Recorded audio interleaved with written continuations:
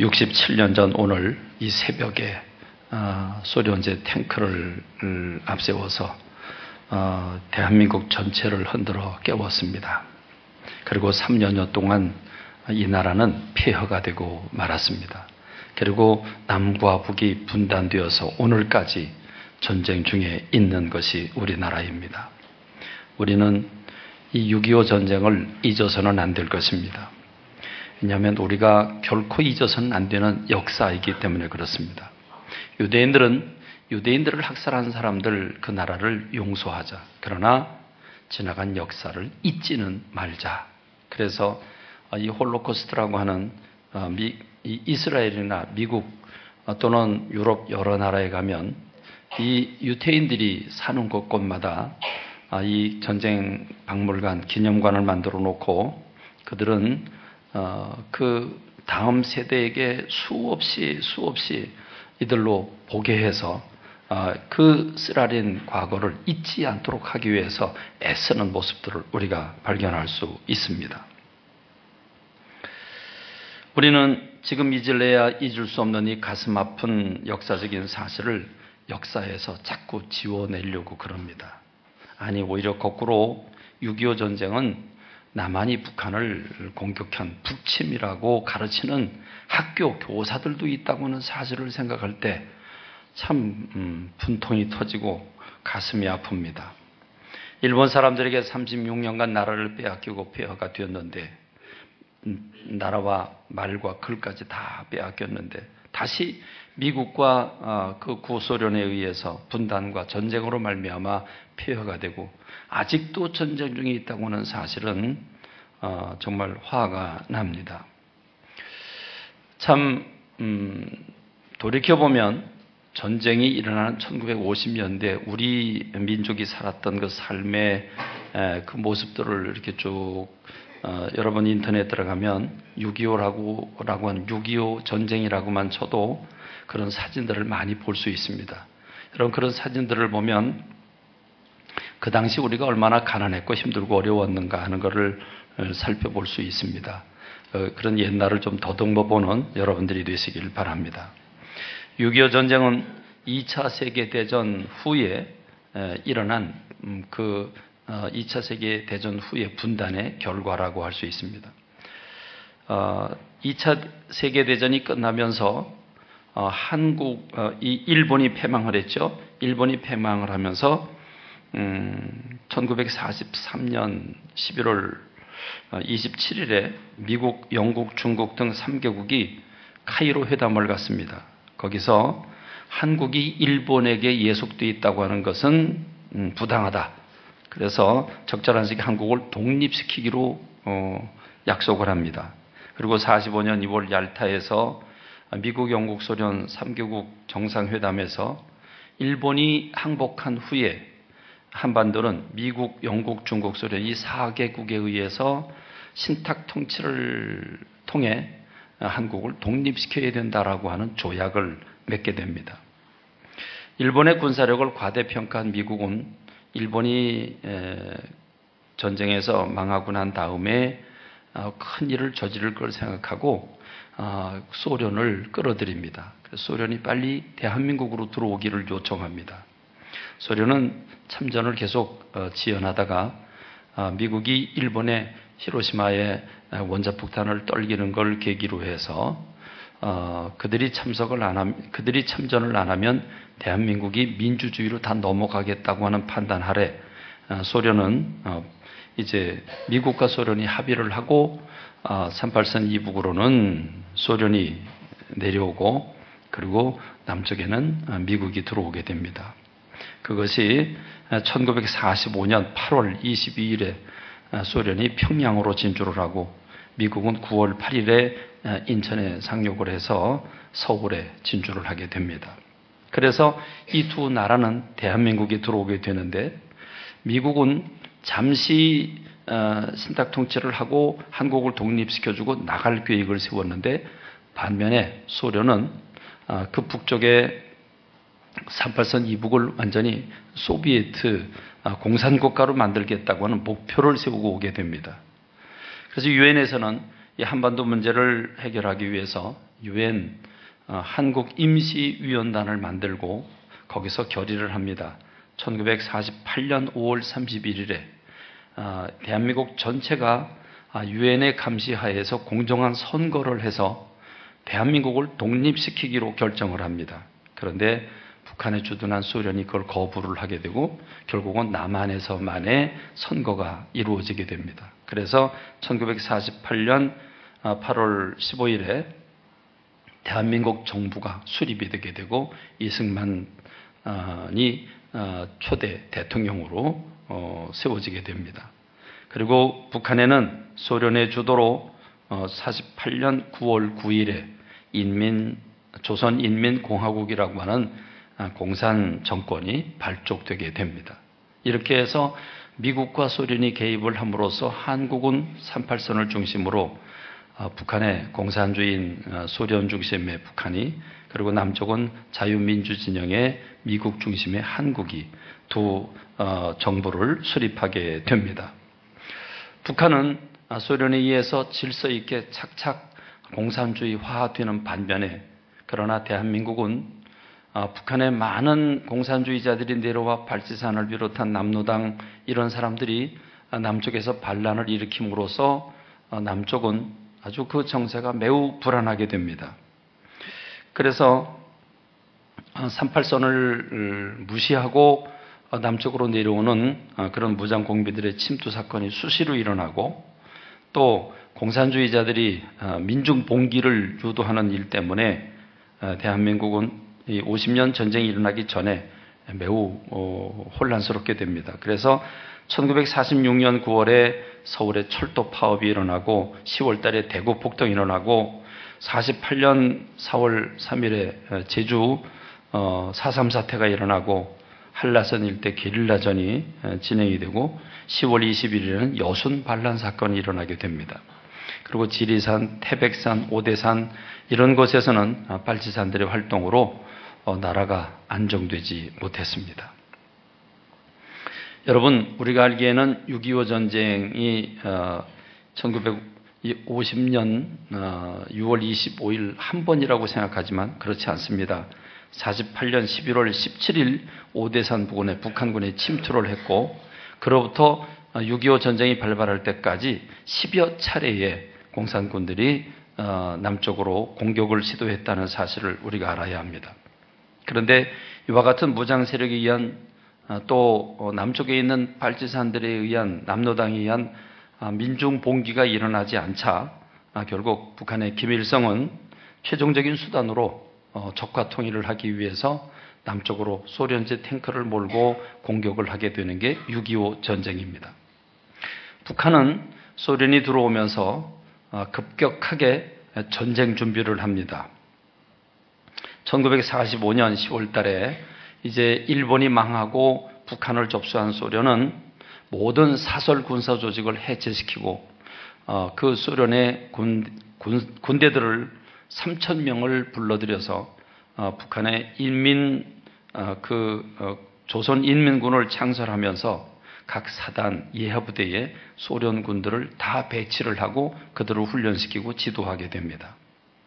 그리고 많은 무기들을 제공을 하죠. 북한은 약 20만 명의 군인들이 있었고 남한은 반도 안 되는 6만 명, 7만 명의 군인들이 있었습니다. 그런데 그들은 수많은 무기들을 주게 되는데 그 소련제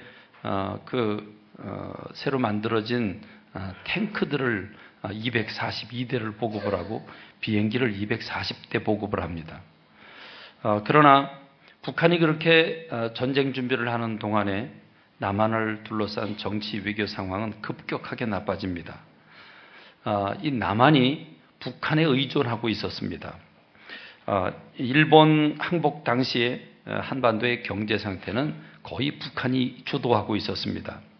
92%의 전력이, 71%의 석탄이, 83%의 금속 제품이, 70%의 광석이 전부 북한 지역에서 생산되었습니다. 1948년 5월 14일에 소련이 이끌고 있는 북한은 남한에 전기를 보내주는 걸 끊습니다. 그렇게 되니까 남한에 있는 산업시설 중에 5%만 가동을 하게 됩니다. 여러분 상상해 보십시오. 모든 경제력이 북한 쪽에 있었습니다. 그러면서 북한의 김일성은 1949년 3월달 소련을 방문합니다. 그래서 조선과 소련이 경제 문화 협정을 체결하게 됩니다. 여러분 저기 있는 게 김정은이 아니고요. 김일성입니다. 김정은하고 비슷하죠. 김일성이 저게 49년 3월 4일에 도착을 해서 성명서를 발표하는 그 사진입니다. 그리고 소련과 중국은 1950년 2월 우호 동맹을 맺습니다. 상호 원조 조약을 체결함으로써 북한은 소련과 중국 양대 국가의 지원을 받을 수 있는 길이 열리게 된 겁니다. 그러나 미국은 정반대였습니다. 미 국무성이 이 극동의 정세가 불안하다고 판단했습니다. 49년 중국에서 공산혁명이 성공을 거둡니다.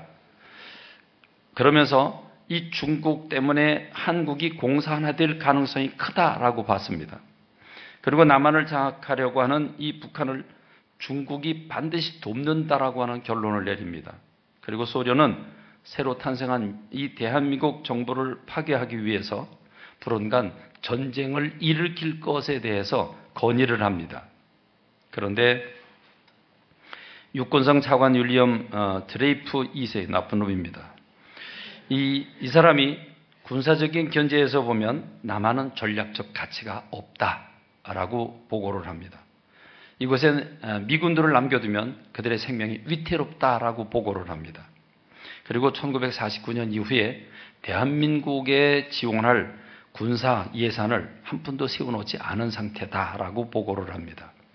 그래서 결국 트루먼 대통령은 국가안보위원회와 한 달 동안 조사를 한 후에 한국 내 미군 주둔을 반대하는 미 군부의 견해에 찬성을 하게 됩니다. 그래서 1949년 6월 30일, 그러니까 전쟁 나기 1년 전에 미군이 철수를 합니다. 한국으로부터 철수를 합니다. 소련은 군대를 파견하고 군사훈련을 시키는 반면에 미국은 철수를 합니다. 500명의 미군 고문관들 그리고 그들을 보호하기 위한 신병들만 남겨놓고 그리고 다 철수를 합니다. 철수를 할 때 미국이 가지고 있던 탱크를 비롯해서 항공기 이런 좋은 것들은 다 가져가고 그리고 박격포라든지 소총만 남겨두고 다 가지고 갑니다. 그래서 대한민국엔 무기가 별로 없었습니다. 더구나 1950년 1월 9일에는 대한민국을 원조하자고 하는 미 하원에서 그 법안이 부결됩니다. 1950년 1월 12일 미 국방장관인 애치슨 장관은 이 태평양, 이 아시아를 지키기 위한 마지막 마지노선 태평양 방위선에서 대한민국을 제외시킵니다. 여러분 한번 그림을 보십시오. 저 사람도 아주 나쁜 사람입니다. 대한민국과 이쪽 아시아의 마지막 방어선을 일본을 비롯해서 태평양을 끌어안고 나머지는 포기합니다. 그러니까 한국에서 전쟁이 나도 우리는 참여할 수 없다라고 하는 그 방어선입니다. 방어선에서 한국을 빼놓게 되는 겁니다. 자, 이런 상황입니다. 그런데 북한은 전쟁 준비를 착실하게 하죠. 소련은 막대한 그런 무기들을 북한으로 공급을 하면서 결국 미국의 분위기를 살펴보던 북한과 소련은 이보다 더 좋은 기회가 없다고 판단을 내리게 됩니다. 이제 남한을 쳐내려간다고 할지라도 미군은 오지 않을 것이고 그러면 공산화될 거라고 확신을 내리고 이제 김일성이 오판을 하고 그 38선을 넘어서 이 중부, 동부, 서부 이 세 군데를 향해서 진격을 하게 됩니다. 소련제 탱크를 앞세워서 넘어오게 되죠. 여러분 완전히 무방비 상태에서 전쟁이 일어났고 그 전쟁 군비나 또는 군인들의 숫자가 북한이 2배 내지 3배가 더 많았습니다. 그런 상황 가운데서 전쟁이 일어납니다.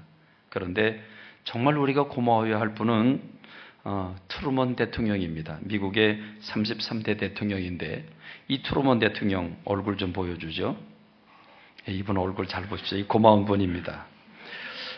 이 미국 군부의 참모진들이 전혀 건의하지 않은 상태에서 전쟁 보고를 받습니다. 6월 25일 대한민국의 전쟁이 드디어 일어났다고 하는 소식을 들으면서 6월 27일 이틀 후에 메가더 장군에게 해군과 공군만을 제한적으로 사용을 해서 북한군을 몰아내라고 명령을 내립니다. 그런데 메가더 장군은 이틀 후, 그러니까 전쟁이 나고 4일 후에 한국 전선을 시찰을 합니다. 시찰을 하고 워싱턴에 보고를 합니다. 저들은 해군과 공군력만 가지고는 북해군을 물리칠 수 없다. 지상군을 파견해야 된다라고 하는 보고를 올리게 되고, 그리고 이 메가더 장군의 보고를 받은 트루먼 대통령은 6월 30일, 그러니까 전쟁 나고 5일 만입니다. 5일 만에 지상군 투입을 명령하게 됩니다. 그래서 미군이 올 수 있게 된 겁니다.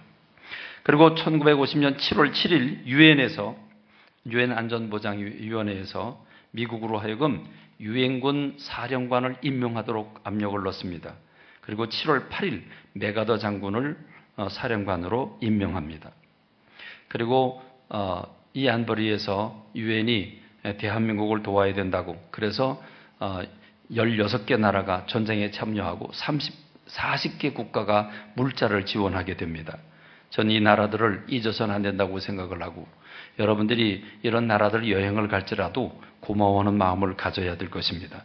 미국, 영국, 프랑스, 오스트리아, 캐나다, 뉴질랜드, 남아프리카 공화국, 터키, 태국, 그리스, 네덜란드, 콜롬비아, 에티오피아, 필리핀, 벨기에, 룩셈부르크. 제가 일부러 다 불러드렸습니다. 여러분, 이런 나라들 우리가 잊어서는 안 될 것입니다. 그래서 연합군은 낙동강밖에 남지 않은 불과 3, 4일 만에 서울이 함락이 되고, 그리고 한 달 만에 이제 낙동강 토끼 꼬리와 같은 부산만 남겨놓고 한국은 이 북한군에 의해서 그냥 무방비 상태에서 다 점령당하게 됩니다. 그래서 연합군이 한 달 만에 들어오면서 이 연합군이 한 3달 만에 들어오죠. 한 달 만에 결정을 내리고 3달 만에 군대를 조직해가지고 들어오게 되는데, 낙동강 방어선을 만들면서 그들이 전투에 드디어 참여를 하게 되고, 역사적인 1950년 9월 15일 메가더 장군이 인천 상륙 작전을 감행함으로써 대대적인 반격이 일어나게 되고 9월 28일 날 서울을 다시 되찾습니다. 그리고 10월 13일 평양을 정복합니다. 그리고 10월 26일 압록강 부근까지 올라갔습니다. 거기서 끝났으면 우리나라가 자유 대한민국이 됐는데, 중국이 이 소식을 듣고 10만 명의 군사를 파송을 합니다.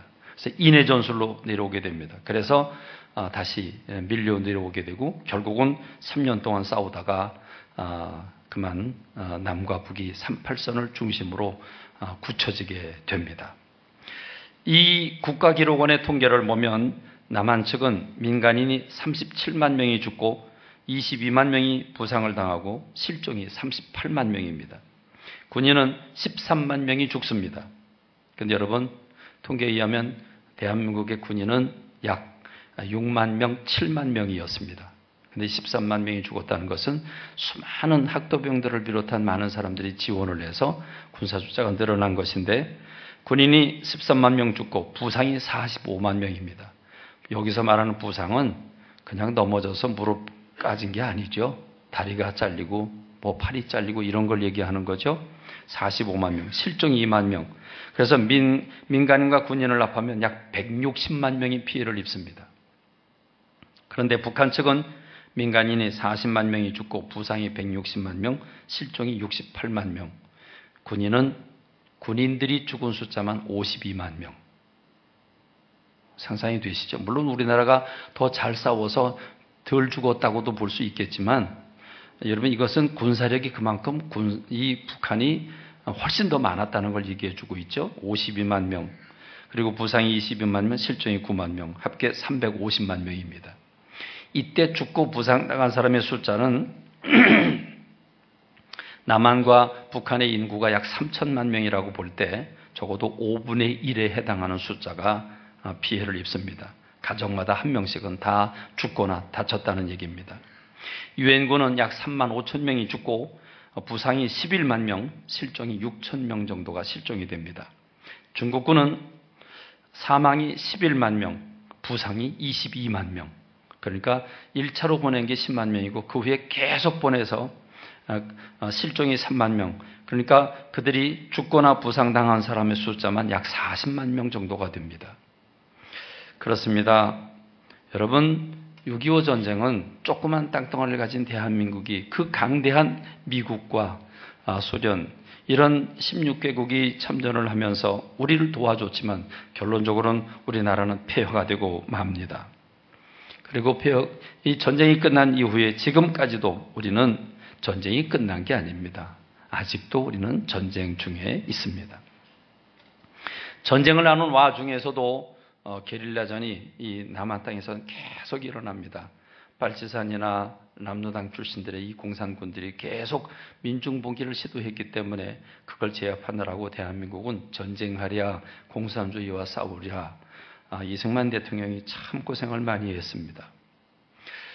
제가 오늘 여러분들에게 설교 시간에 왜 이 역사 공부를 여러분들에게 시켜드리냐면 제가 수년 전에 우리 학생부에게 물었습니다. 한 사람 물었습니다. 얘들아, 너희들 6.25에 대해서 알고 있냐? 그랬더니 한 친구는 선생님 6.25를 가르쳐주긴 했는데 그냥 슬쩍 넘어갔어요. 이랬고 한 친구는 선생님이 북침했다고 가르쳐줬습니다. 여러분, 춘천에서 일어난 일입니다. 북침했다고 가르쳐줬다는 겁니다. 제가 그런 얘기를 들으면서 너무 가슴이 아프고 지금 어디서도 역사 공부를 제대로 가르치는 데가 마땅치 않습니다. 그래서 저는 여러분들에게 설교 시간이지만 우리가 어떤 배경하에서 전쟁이 왜 어떻게 일어나게 됐는지를 여러분들에게 알려드려야 되겠다고 생각을 하고 여러분들에게 간추려 드린 겁니다. 여러분, 전쟁이란 사람을 죽고 또 죽이는 그런 싸움입니다. 전쟁은 있어서는 안 됩니다. 전쟁엔 전 승리가 없다고 생각합니다. 다 죽여놓고 빼앗는다면 여러분 그게 무슨 승리겠습니까? 그게 무슨 기쁨이겠습니까? 전쟁이란 왜 일어납니까? 원시시대의 전쟁은 먹거리를 확보하기 위해서 일어났습니다.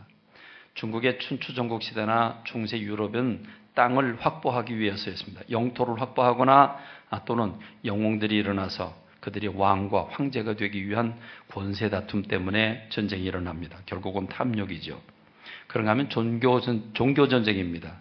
기독교가 또는 이슬람이 그 종교적인 목적에서 전쟁을 일으키게 됩니다.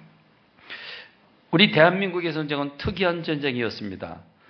중국과 소련은 그 공산혁명을 일으키고 세계가 공산화되어야 된다라고 하는 목적에서 북한을 지원하게 되고 그리고 미국은 이 세계는 자유민주주의가 되어야 된다라고 하는 목적하에서 남한을 지원하게 되고 그래서 결국은 이데올로기의 싸움이 되었습니다.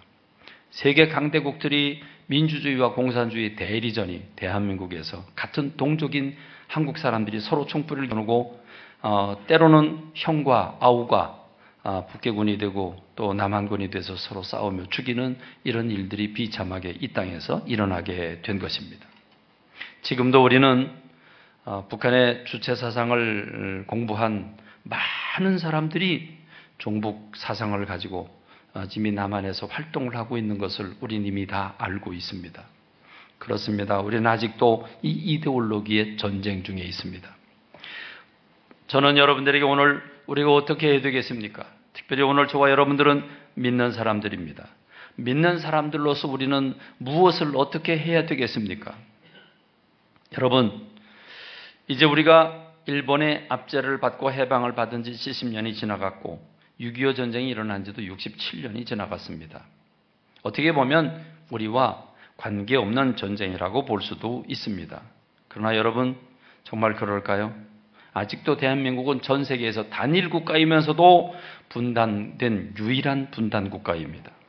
그것도 북한에는 세계가 머리를 흔드는 독재자가 엄연히 존재하고 있습니다.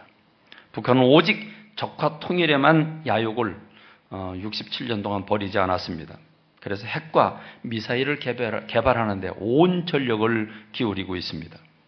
여기에 중국은 잠자는 호랑이가 됐다가 깨어났습니다. 그러면서 중국은 세계 패권을 노리면서 결코 북한을 놓지 않을 것입니다.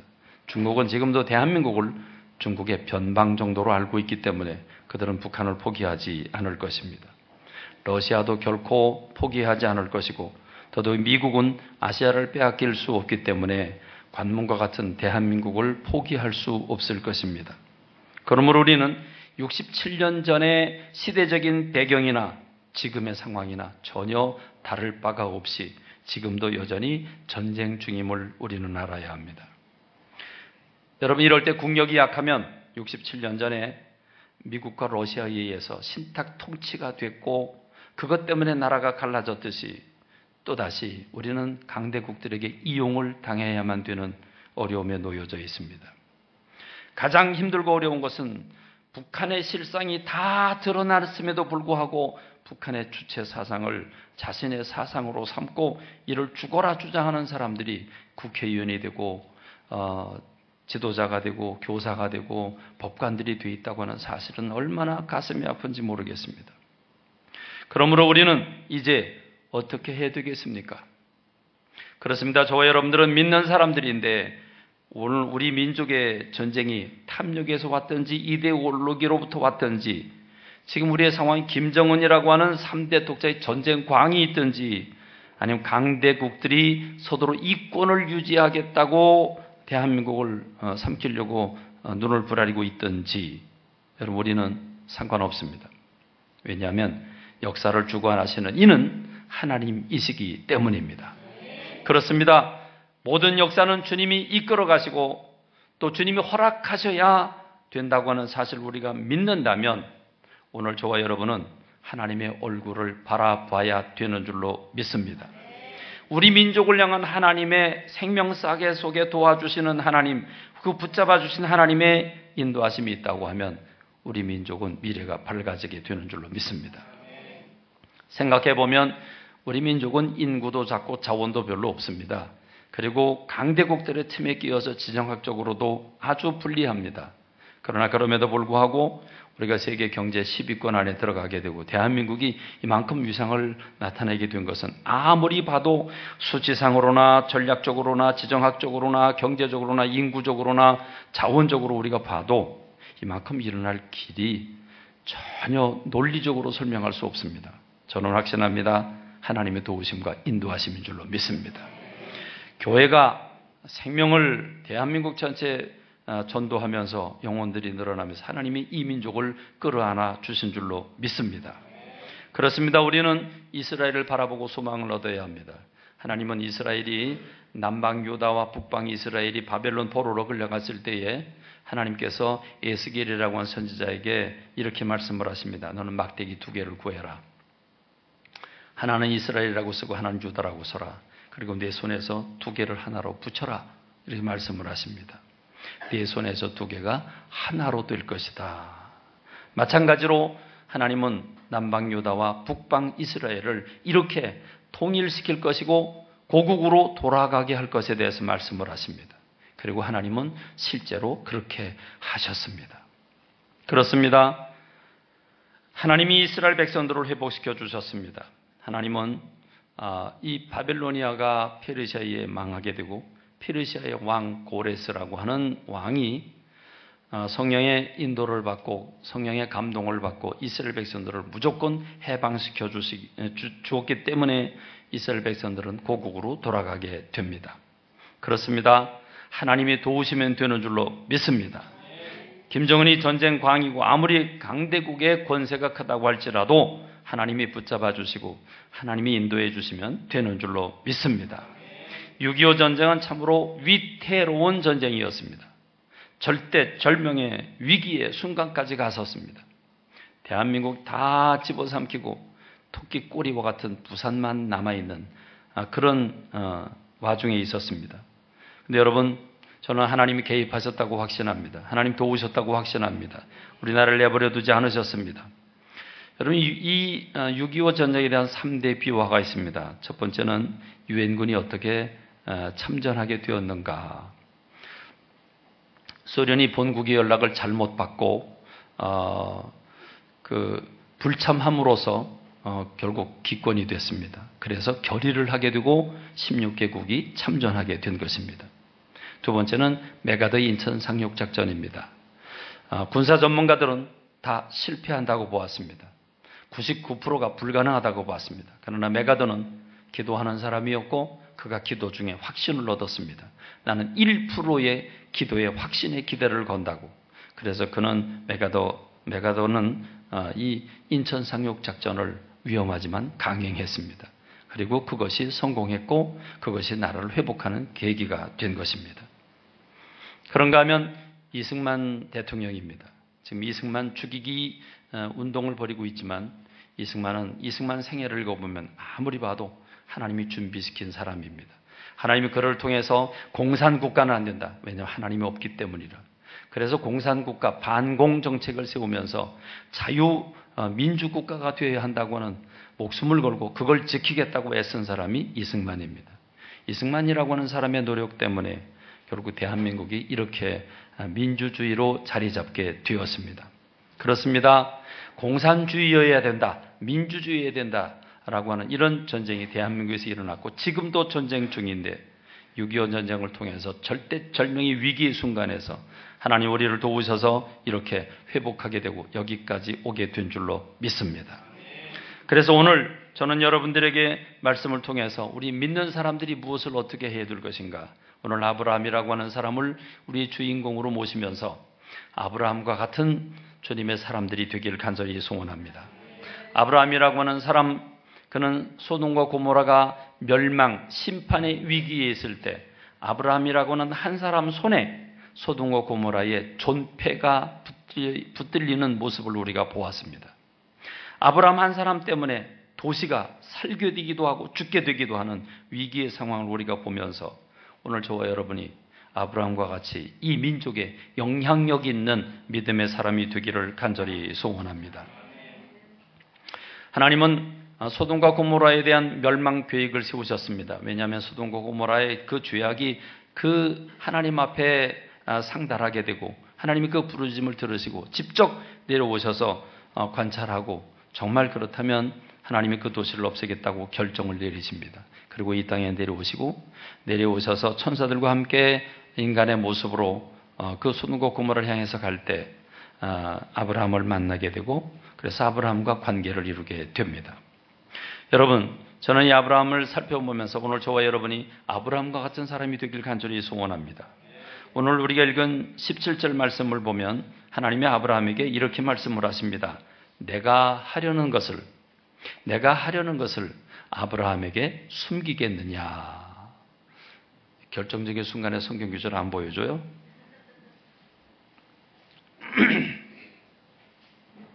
창세기 18장 17절에 하나님께서 말씀을 하십니다. 내가 하려는 것을 아브라함에게 숨기겠느냐. 곧 소돔과 고모라에 대한 하나님의 계획을 지금 아브라함에게 말씀하시는데 내가 하려고 하는 걸 내가 너한테 숨길 필요가 있겠느냐 이렇게 얘기를 합니다. 여러분, 숨긴다, 숨기지 않는다. 이게 비밀로 한다, 비밀로 하지 않는다. 이게 비밀인데 너한테만 얘기해 주는 거야. 여러분, 못 믿는 사람한테 얘기해 주겠습니까? 얘기 안 해주죠. 여러분, 친하지 않은 사람한테 얘기해 주겠습니까? 그렇습니다. 누구한테 이런 언어를 씁니까? 친구에게 언어를 씁니다. 친한 사람, 절친이라고 부르는 사람, 이런 사람에게 우리는 숨기지 않습니다. 여러분, 친구라고 하는 것은 삶과 언어를 같이 나눴습니다. 가지고 있는 것과 없는 것을 함께 나눕니다. 그래서 떨어져 있어도 지금 무슨 생각을 하고 어디를 가고 무엇을 하고 있는지 다 알고 있는 게 친구의 관계입니다. 모르고 있다면 남이죠. 여러분, 이 친구라고 하는 관계, 친구의 관계는 비밀을 서로 공유하는 게 친구입니다. 서로 숨기지 않는 게 친구입니다. 여러분, 우리가 오늘 암송하고 대회를 하는 요한복음 15장 15절에 보면 주님이 이 친구 관계가 어떤 관계임을 분명히 말씀해 주십니다. 이제부터는 너희를 종이라 하지 아니하리니 종은 주인이 하는 것을 알지 못하기 때문이다. 내가 이제 너희를 친구라고 부르겠는데 왜냐하면 내가 아버지께로부터 들은 것을 다 너희에게 알게 했기 때문이다. 하나도 숨기지 아니하고 내가 아버지께로부터 받은 것을 내가 너에게 다 알려줬다. 여러분, 모르는 사람한테는 안 알려줍니다. 근데 지금 제자들한테는 다 알려줬다는 겁니다. 그래서 너와 나의 관계는 친구의 관계라는 것입니다. 여러분, 친구란 비밀이 없는 관계인데 진정한 친구란 서로에게 비밀이 없습니다. 없을 수밖에 없죠. 매일 만나서 같이 대화를 나누고 삶을 나누는데 어찌 비밀이 있겠습니까? 그렇습니다. 친구는 친합니다. 친한 사이는 비밀이 없을 만큼 친밀감이 있습니다. 그래서 하나님은 아브라함을 가리켜서 나의 벗 그러십니다. 여러분, 이게 뭐 아무렇지도 않은 것처럼 여러분 듣고 계시는데 하나님이 어떤 분이십니까? 우주를 창조하신 창조주 아닙니까? 전능자 아니십니까? 통치자 아니십니까? 심판주 아니십니까? 그런 그분이 육을 가진 한계 있는 한 인생 아브라함에게 나의 벗이라 이렇게 부르고 계신다는 겁니다. 여러분, 나의 벗 아브라함 기가 막힙니다. 그래서 아브라함은 이 벗인 아브라함에게 소돔과 고모라에 대한 계획을 알려주시는 겁니다. 소돔과 고모라에 대한 부르짖음이 크고 그 죄악이 심히 무거우니 내가 이제 내려가서 이 모든 행한 것이 과연 내게 들린 부르짖음과 같은지 그렇지 않은지 내가 보고 알려 하노라.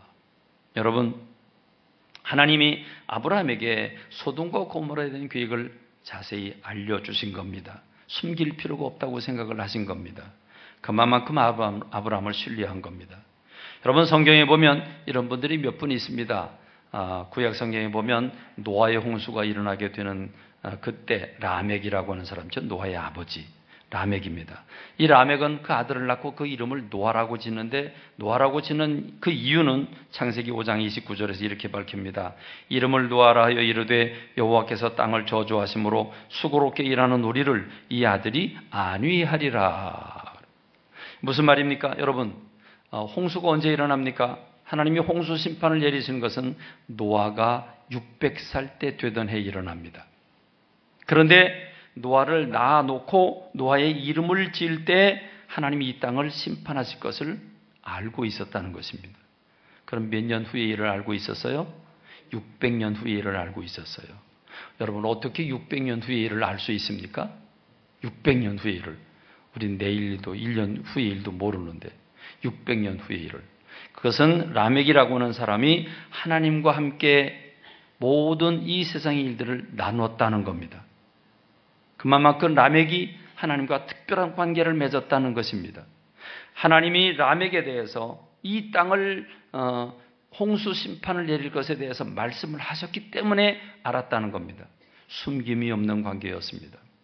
오늘 저와 여러분이 이 라멕과 같은 관계가 되기를 원합니다. 오늘 이 세계를 바라보면서 러시아와 일본과 중국과 미국과 저 김정을 바라보면서 하나님이 가지고 계신 생각과 계획들을 알려줄 수 있는 주님의 사람들이 되기를 간절히 소원합니다. 하나님 모세에게 그 속마음을 열어서 다 알려주십니다. 모세가 출애굽해서 시내산에 도착을 했을 때 40일 동안 시내산에 올라가서 기도를 하게 됩니다. 그때 이 지상에서 어떤 일이 일어났습니까? 모세를 기다리다가 지친 이스라엘 백성들은 금송아지를 만들어 놓고 이게 애굽에서 우리를 인도해낸 신이다. 그러면서 그들은 거기서 제사를 올리고 축제를 하고 난리가 났습니다. 여러분, 그때 하나님이 모세에게 말씀을 하시죠. 모세야, 내 백성들이 목이 곧은 백성이고 참 고집불통의 백성들이다. 지금 너희 백성들이 지금 저 시내산 밑에서 금송아지 만들어 놓고 그게 애굽에서 인도낸 신이라고 소리 지르고 있다. 그러면서 하나님은 이 모세에게 말씀을 하십니다. 내가 이 백성을 다 진멸시키겠다. 그리고 너로 큰 민족을 다시 세워주겠다라고 얘기를 합니다. 여러분, 그만큼 하나님에 대한 모든 계획을 모세에게 아낌없이 말씀을 해주셨습니다. 이쯤 되면 모세는 그래, 까짓 거 그것들 다 싹 밀어내시고 새로 만드세요, 이럴 수도 있었을 겁니다. 그러나 모세는 민족을 사랑했기 때문에 그 민족을 구원해달라고 하나님 앞에 부르짖으며 기도했고, 하나님이 어떤 응답을 내리십니까? 출애굽기 32장 14절에 보니까 여호와께서 뜻을 돌이키사 말씀하신 화를 그 백성에게 내리지 아니하시니라. 할렐루야. 여러분, 이것은 진정 친구의 부탁을 들어주는 것 같은 하나님이십니다. 여러분, 모세가 구수연을 취합니다. 해서는 안 될 일을 했죠. 그래서 그걸 보고 3살 많은 아론이라고 하는 형이, 그리고 훨씬 나이가 많은 미리암이라고 하는 누나가 이 모세를 비방을 합니다. 여러분, 이 모세를 비방할 때 뭐라고 얘기를 하냐면, 민수기 12장 2절에 보니까 하나님께서 모세와만 말씀하셨냐? 하나님이 우리와도 말씀하지 아니하셨느냐? 이렇게 그들은 불평을 합니다. 그런데 성경은 하나님께서 이 말을 들으셨다고 말합니다.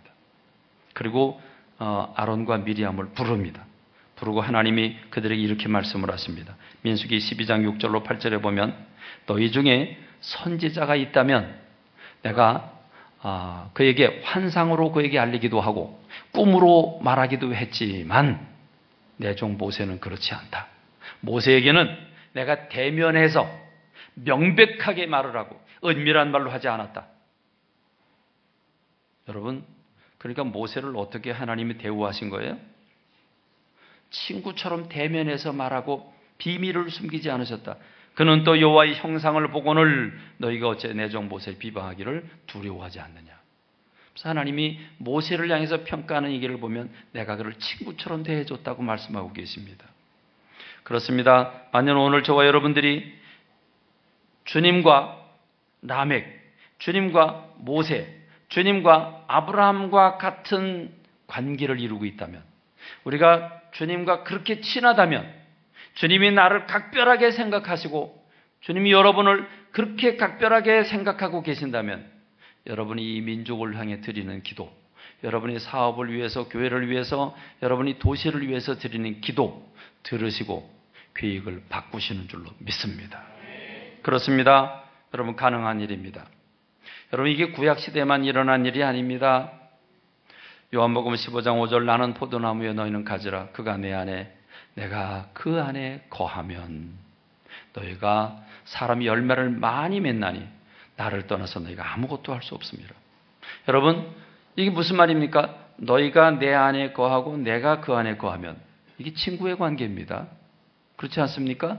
나는 포도나무의 가지, 포도나무의 가지의 관계, 붙어있는 관계입니다. 친구는 항상 붙어있는 관계입니다. 그리고 허물이 없습니다. 그가 내 안에, 내가 그 안에 들어간 것 같습니다.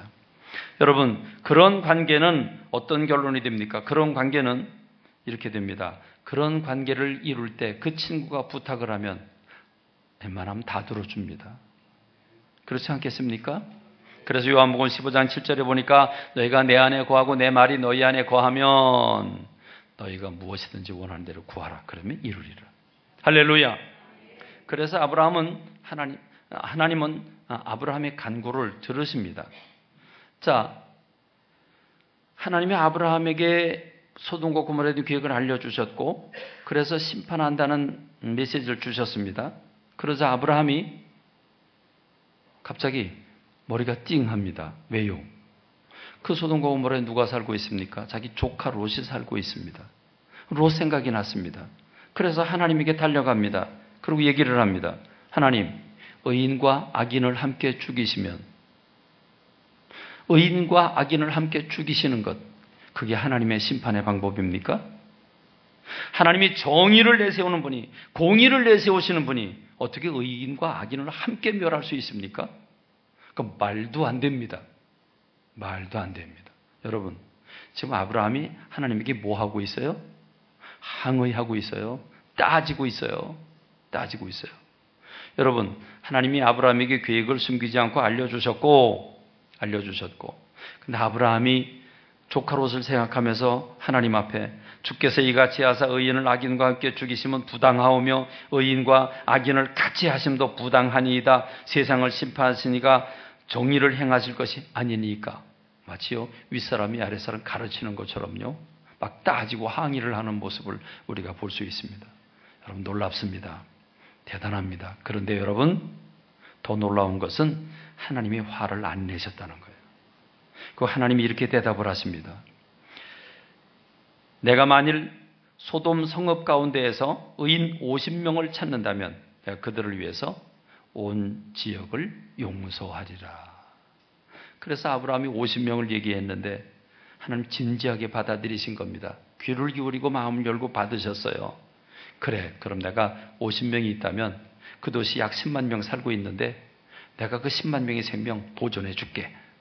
아브라함에게 말씀하신 겁니다. 뒤돌아가려고 그러는데 만일 거기서 한두 명 빠지면 어떻게 해요? 그래도 멸망당할 거 아닙니까? 그래서 혹시 5명이 빠지면 하나님 어떻게 하실 겁니까? 그래서 45명, 40명, 30명, 20명, 10명까지 내려갔어요. 여러분 아브라함이 얼굴에 철판 깔았어요.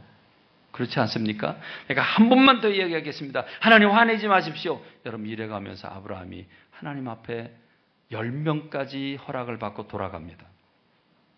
여러분 나 한 사람, 아브라함 한 사람, 아브라함 한 사람이요, 도시의 생존을, 존폐를 손에 쥐고 있었습니다. 아브라함 한 사람의 대화를 들으시고 하나님은 소돔 고모라를 살려주겠다고 말씀을 하십니다. 그런데 불행히도 의인 10명이 없어서 그 소돔 고모라는 불타고 맙니다.